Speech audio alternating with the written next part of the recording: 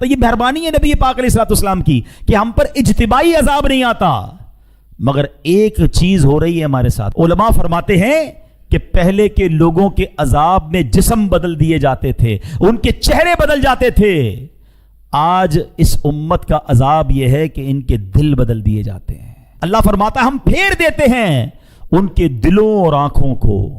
حقیقت جس کا دل بدل جاتا ہے نا، اس کے اندر تین چیزیں آ جاتی ہیں۔